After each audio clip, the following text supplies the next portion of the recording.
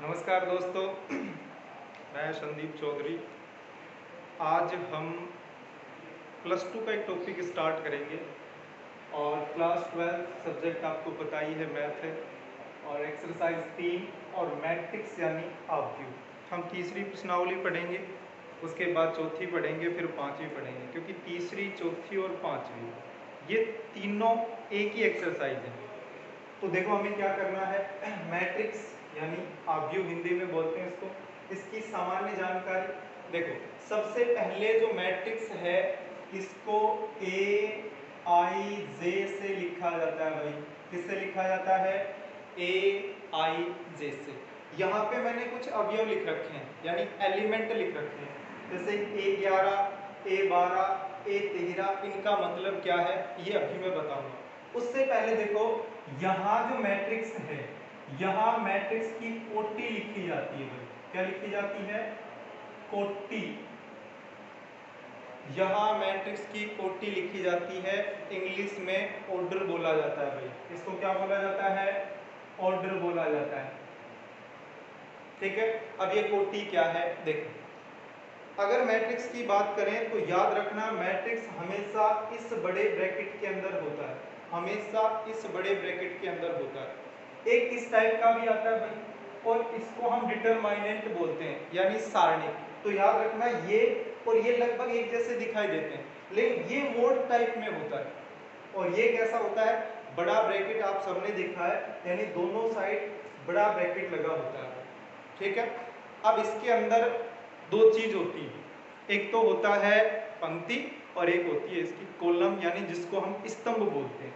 तो पंक्ति कौन सी है, स्तंभ कौन सा है, इसके बारे में हम पढ़ेंगे। देखो, यदि हम बात करें पंक्ति की, तो पंक्ति की बात करें तो इधर यदि हम चलें तो लाइन देखो, हम प्रार्थना के अंदर लाइन लगवाते हैं, जो लाइन होती है उसको हम पंक्ति बोल सकते हैं। जो ऐसे लाइन होती है उसको हम पंक्ति बोल सकते हैं।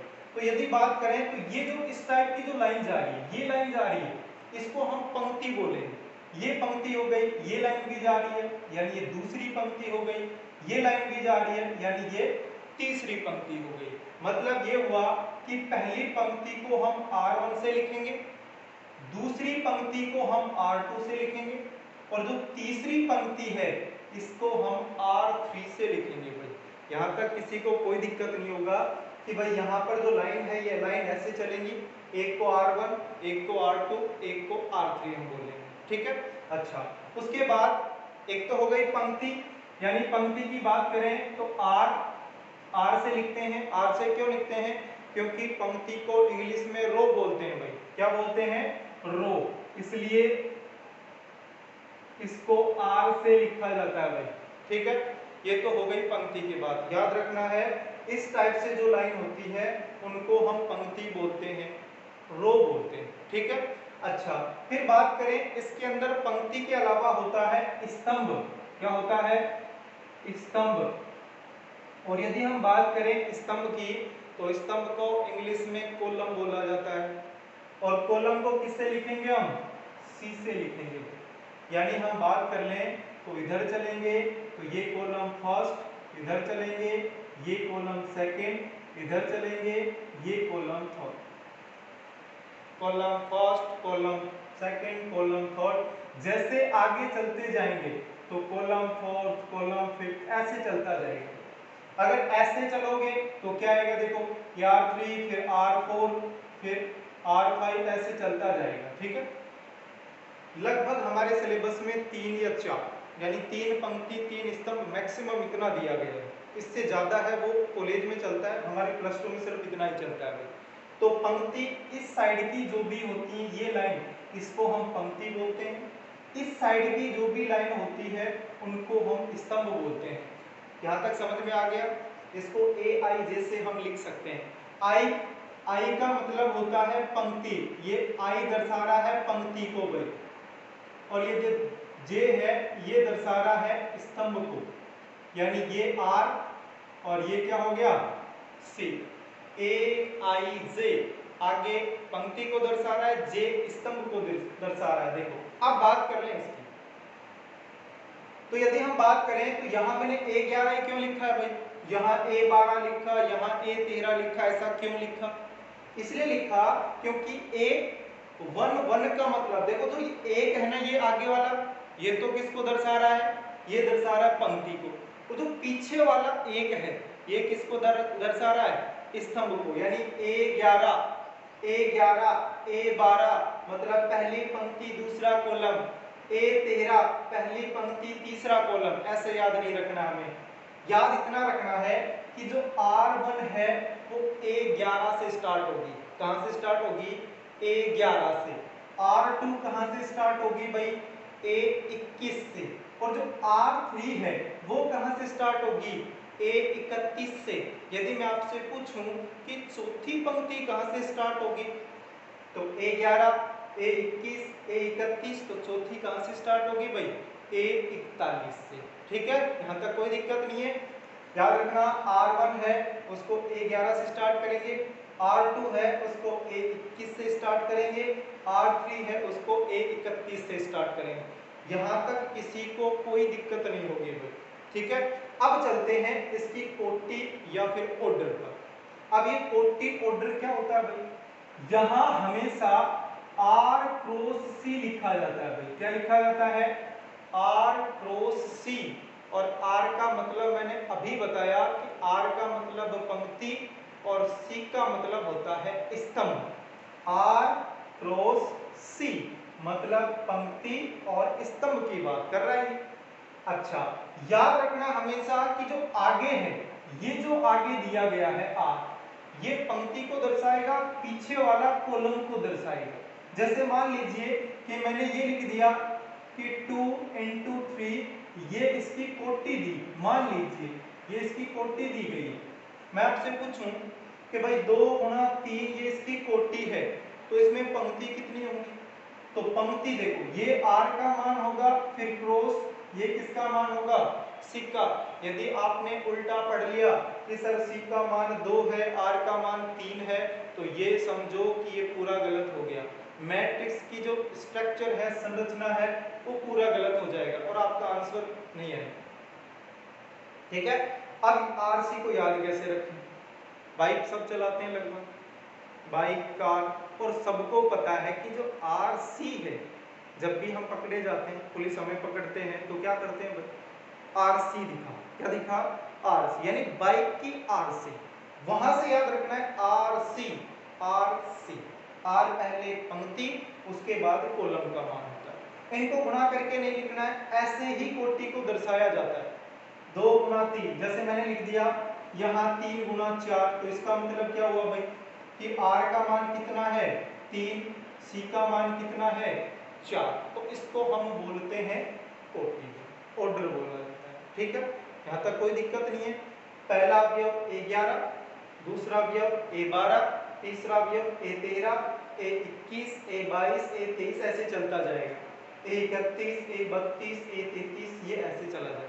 ठीक है, यहाँ तक किसी को कोई दिक्कत नहीं होगी। पंक्ति का पता लग गया, स्तंभ का पता लग गया, कोटि का पता लग गया, उसके बाद कोटि क्या होती है, इनको सोल्व कैसे करेंगे, ये अभी हम सिखाएंगे। तो यहाँ तक कोई दिक्कत नहीं है। अब हम क्वेश्चन पे स्टार्ट करते हैं कि इसका बेसिक क्वेश्चन कैसे आता है। तो देखो मान लीजिए कि हमने यहाँ पे ये लिख दिया, मान लीजिए कि मैंने क्वेश्चन लिख दिया, और क्वेश्चन क्या लिख दिया कि भाई A, I और J ये एक मैट्रिक्स है, और ये लिख दिया 2 गुणा 3 का मैट्रिक्स, मैट्रिक्स क्या होगा, मैट्रिक्स क्या होगा यदि Aij is equal to I plus J plus 1। मैंने बेसिक क्वेश्चन लिखा है, ये बेसिक क्वेश्चन लिखा मैंने कि Aij 2 गुणा 3 का मैट्रिक्स क्या होगा, मतलब हमें एक मैट्रिक्स का निर्माण करना है यदि Aij is equal to I plus J plus 1 हो जाए, तो ये हमें करना है। तो देखो कैसे करेंगे, सबसे पहले आपको AIJ जो मैट्रिक्स है वो 2 गुणा 3 का एक मैट्रिक्स बनाना, यानी उसकी संरचना, उसका स्ट्रक्चर बनाना है कि उसकी संरचना कैसी होगी। तो देखो अगर हम इसकी संरचना बनाएं तो AIJ इज इक्वल टू, देखो यहां मैंने ब्रैकेट लगाया क्योंकि मैट्रिक्स में बड़ा ब्रैकेट लगता है भाई, यहां पे मैंने एक बड़ा ब्रैकेट लगा दिया, ये ब्रैकेट लगाया, ठीक है, ये मैट्रिक्स को दर्शाता है। अब इसके अंदर अवयव होते हैं भाई, इसके अंदर क्या होते हैं, अवयव होते हैं। तो अवयव कैसे करेंगे, देखो अगर हमें दिया गया है 2 गुणा 3, तो 2 गुणा 3 का मतलब पता होना चाहिए भाई। बताओ इसके अंदर कॉलम का मान 2 है या फिर 3 है, मैं कॉलम का मान पूछ रहा हूं, तो कॉलम का मान कितना है भाई, 3, क्योंकि हमें पता है कि कोटि R गुणा C होती है। कोटि क्या होती है, R गुणा C। यदि आपने इनको उल्टा लिख दिया तो जो हमारा मैट्रिक्स है उसका स्ट्रक्चर उल्टा बन जाएगा और हमारा आंसर गलत होगा।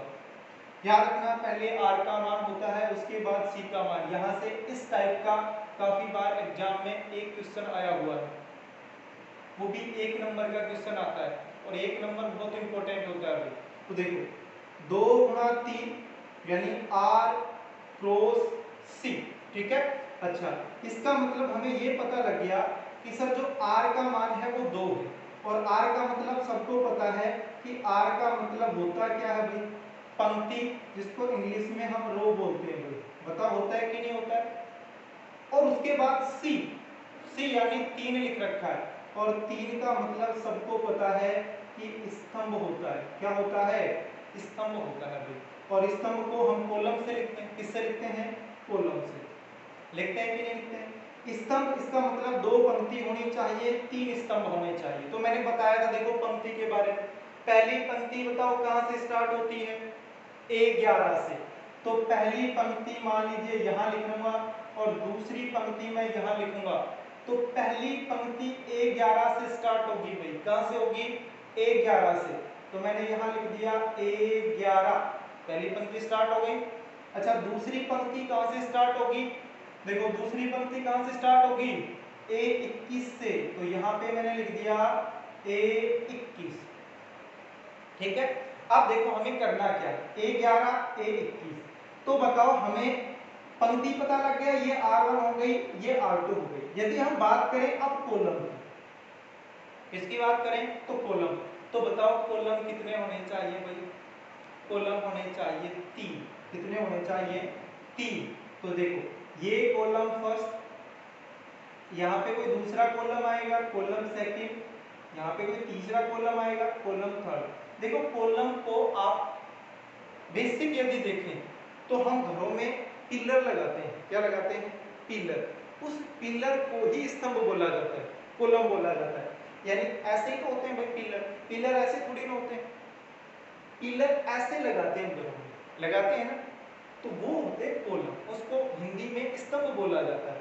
C1 C2 C3, 2 पंक्ति हो गई, 3 कॉलम हो गए, लेकिन यहाँ कुछ नहीं लिखा तो यहाँ लिखना पड़ेगा हमें। तो बताओ A21 था, तो बताओ यहाँ पे क्या आएगा, 21 के बाद 22, यहाँ पे क्या आएगा 23, हो गया।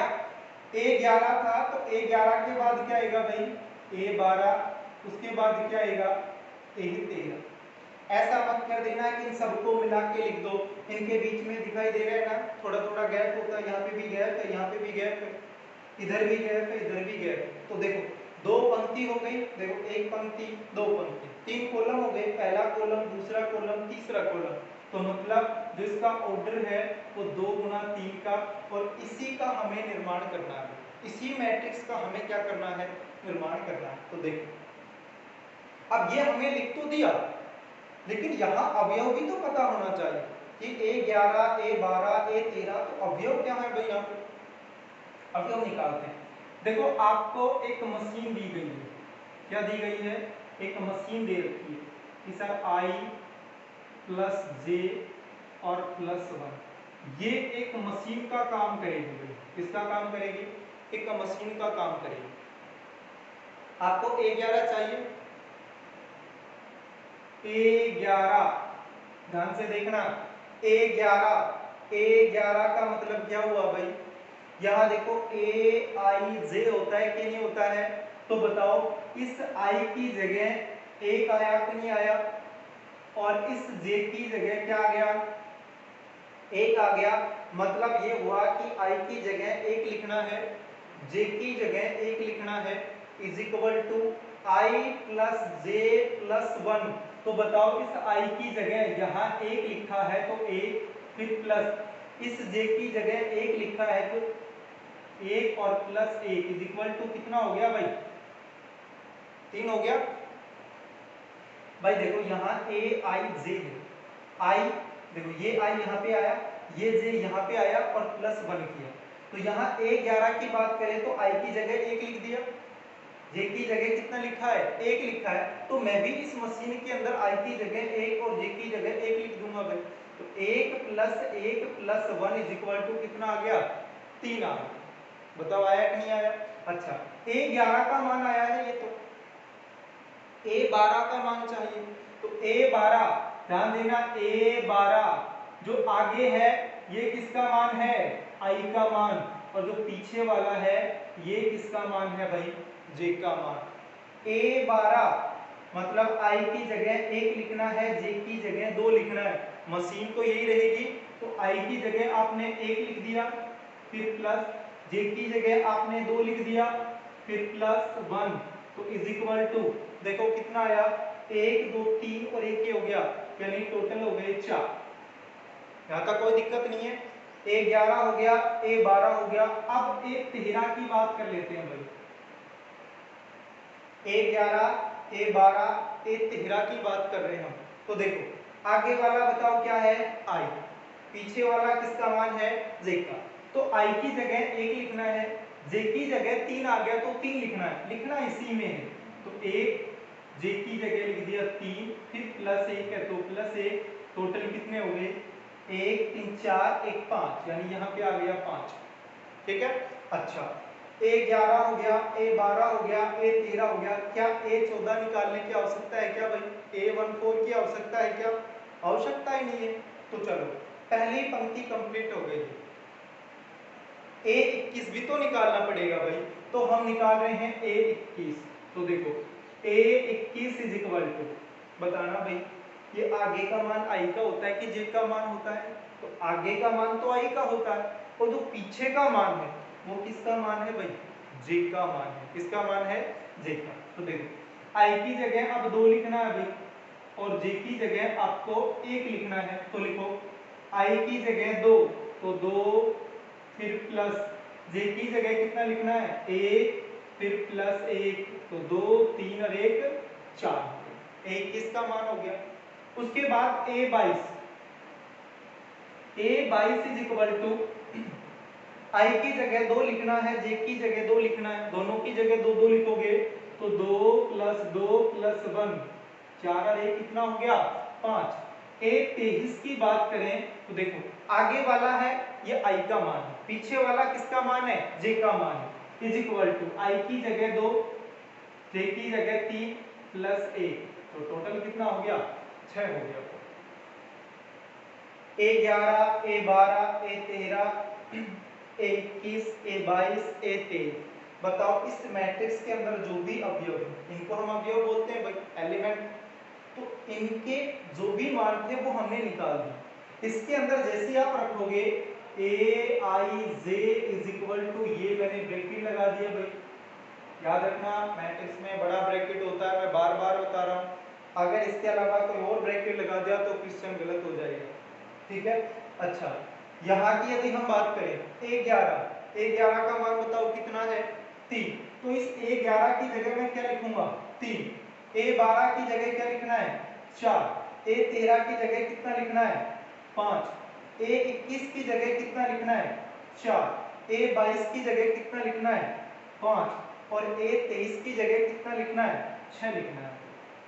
ठीक है, ये हमारे पास ये हमारा क्वेश्चन था और ये हमें दिया गया था। देखो जरूरी नहीं है कि एग्जाम में आपको यही मिले, इसकी जगह वो कुछ भी लिख सकता है, मतलब ऐसा भी लिख सकता है कि a i j is equal to I plus j इसका होल स्क्वायर बाई 2, देखो हम 3.1 एक्सरसाइज पढ़ेंगे जस्ट इसके बाद, तब आपको ऐसे क्वेश्चन मिलेंगे, उनको हम सोल्व करना बताएंगे।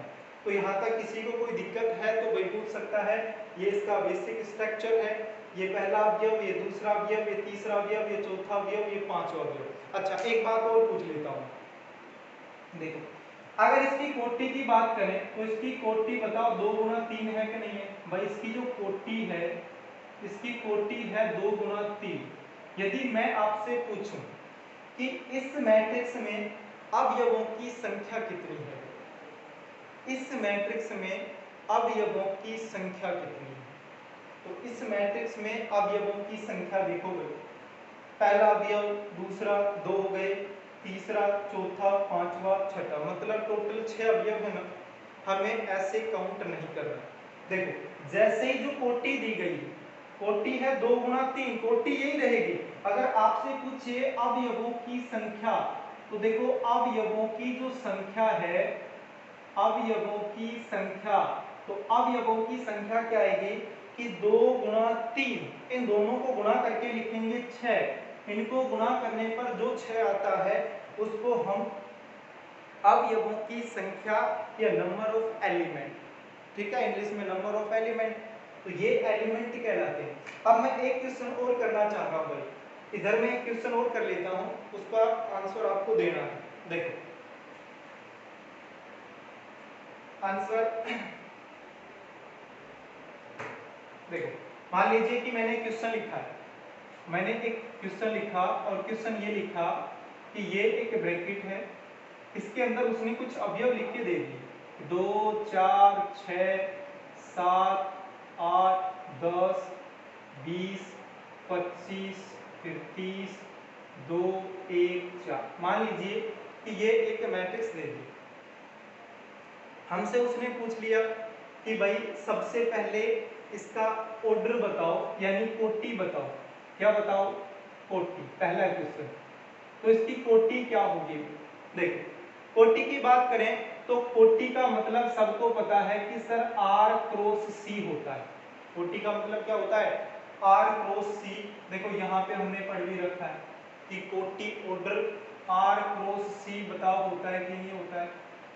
बताओ होता है कि नहीं होता? होता है ना। तो देखो अगर इसकी कोटि की बात करें तो कोटि के लिए हमें एक तो R का मान चाहिए, एक हमें C का मान चाहिए।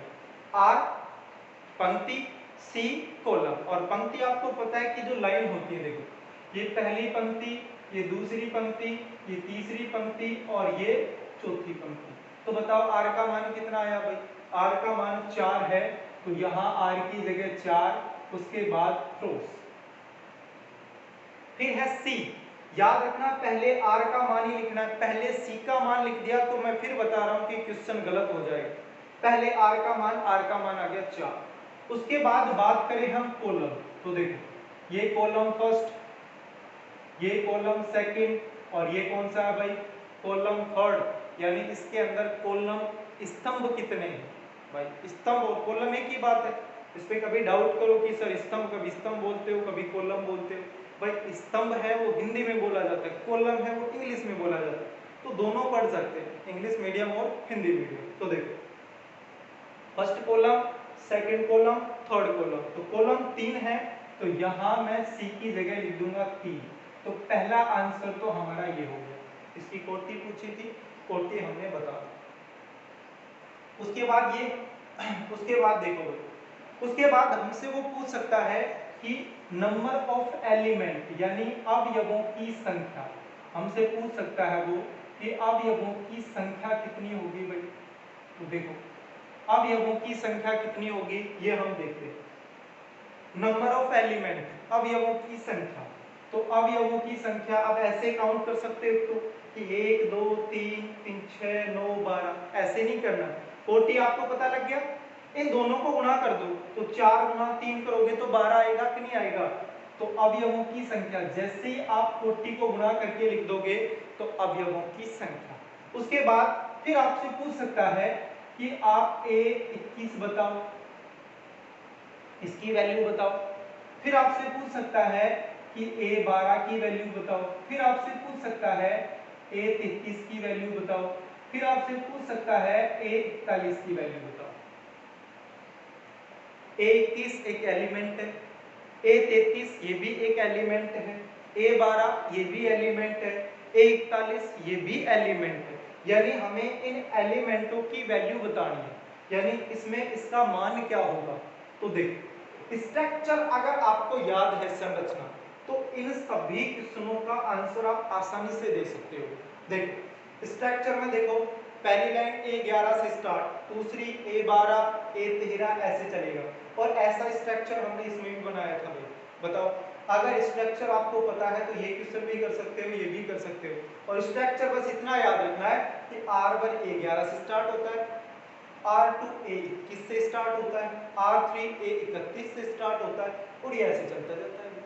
ठीक है, इसी तरह इसकी मैं हमने बना के देख लिया था। अब देखो A21, तो बताओ ये R1 है ना, तो A21 से स्टार्ट होगी कि नहीं होगी।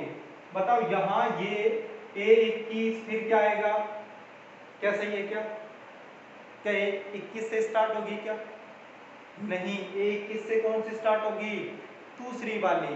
तो पहली वाली कहां से स्टार्ट होती है, A11 से, तो A11 फिर A12 और फिर A23, दूसरी A21 A22 A23, तीसरी A31 A32 A33, चौथी A41 A42 A43। तो मैं आपसे पूछ रहा हूं कि A21 की वैल्यू बताओ भाई। तो A21 की वैल्यू बताओ क्या आएगी, A21 की वैल्यू तो अभी पता करना पड़ेगा। A21 का मतलब ये A11, तो ये बताओ यहां से A21 स्टार्ट होगा कि नहीं होगा। तो बताओ ये जो 7 है ये A21 की वैल्यू है कि नहीं है, ये A21 की जगह लिखा गया है कि नहीं लिखा गया है। दूसरा तरीका पता करने का, A21 का मतलब आपको पता है कि जो आगे लिख रखा है, आगे लिख रखा है ये पंक्ति, और जो पीछे जो लिख रखा है वो कॉलम को दर्शा रहा है। मतलब दूसरी पंक्ति और पहला कॉलम, देखो दूसरी पंक्ति और पहला कॉलम, तो ये आपस में कहां मिलेंगे भाई, यहां से ये, यहां से ये। तो बताओ इस सब योग पे मिलेंगे कि नहीं मिलेंगे। आप ऐसे भी कर सकते हो। A33 A31 तीसरी पंक्ति में चल रहा है, A32, तो बताओ ये A33 होगा कि नहीं होगा भाई, ये हो गया A33। तो A33 की वैल्यू कितनी है, 30 है भाई। उसके बाद यदि हम बात करें A12, A12 मतलब पहली पंक्ति और दूसरा कॉलम, पहली पंक्ति यही तो है, A11 A12 A13। तो बताओ A12 का वैल्यू क्या है भाई, 4। 41 बताओ फटाफट, 41, A11 A21 A31 A41। तो 41 का मान कितना है, 2 है। ये सभी के आंसर हैं। और भी पूछ सकता है, आपसे पूछ लिया A43 बताओ, 43 मतलब A41 A42 A43। तो बताओ ये होगा कि नहीं होगा। आपसे पूछ लिया A13 बताओ, तो A13 का मान बताओ ये होगा कि नहीं होगा। मतलब ये हुआ कि आपको ये बेसिक स्ट्रक्चर आपको पता होनी चाहिए। A11 A12 A13 A21 A22 A23, बस इतना याद रखो कि जो R1 है वो A11 से स्टार्ट होगी, R2 है A21 से स्टार्ट होगी, R3 है A31 से स्टार्ट होगी। जैसे A12 लिखा तो 11 वाली लाइन में आता है 12, तो फटाक से पता कर सकते हैं A11 के बाद फिर A12 आएगा। यहाँ तक किसी को कोई दिक्कत है। अगर कोई दिक्कत आ भी जाती है, देखो ऑनलाइन क्लास और ऑफलाइन क्लास में बहुत अंतर होता है। एक तो ऑनलाइन क्लास में कोई बच्चा पूछता नहीं है, सामने कुछ होता नहीं है, सिर्फ कैमरा होता है, उसमें देखे जाओ बोले जाओ, देखे जाओ बोले जाओ। ठीक है, तो अगर कोई क्वेश्चन नहीं भी आता है तो आप कमेंट बॉक्स में लिख देना कि सर ये नहीं आया, इसमें क्या करना है हमें। बाकी अब हमने बेसिक पढ़ लिया है, अब हम 3.1 कक्षा 12 है, इसकी एक्सरसाइज 3.1 हम करेंगे। ठीक है, अच्छा उससे पहले मैं एक मैट्रिक्स के बारे में और बताता हूँ। एक मैट्रिक्स होता है जिसको हम यूनिट मैट्रिक्स बोलते हैं। इंग्लिश में क्या बोलते हैं, यूनिट मैट्रिक्स। ठीक है, और हिंदी में इसको बोला जाता है इकाई, इकाई मैट्रिक्स। या हिंदी में मैट्रिक्स की जगह आप आव्यूह भी लिख सकते हो। यूनिट मैट्रिक्स यानी इकाई आव्यूह। तो देखो यदि इसकी बात करें तो पहली कंडीशन तो ये है कि इसको आई से लिखा जाता है, इसको आई से लिखा जाता है। और आई की यदि हम बात करें तो देखो आई यानी यूनिट मैट्रिक्स में क्या होता है कि विकर्ण, सबको पता है कि विकर्ण कैसे होता है। देखो ऐसे विकर्ण ही तो होता है। इसके अंदर एक कंडीशन होती है कि जो विकर्ण है उसके प्रत्येक अवयव एक होता है, बाकी सारे जो अवयव है, यानी जो ये विकर्ण है, ये इस विकर्ण की बात कर रहा हूं, इस विकर्ण में प्रत्येक अवयव एक होता है, बाकी जो सारे अवयव हैं उन सारे अवयव का मान 0 होता है। बस इसको ही हम यूनिट मैट्रिक्स, इकाई मैट्रिक्स बोलते हैं। जैसे अगर हम 2/2 का लिखें तो देखो यहां एक लिख दिया, यहां मैंने एक लिख दिया, बाकी सारे अवयव कैसे होंगे? 0 होंगे। तो ये 0 हो गया, ये 0 हो गया। आज के लिए इतना ही, धन्यवाद।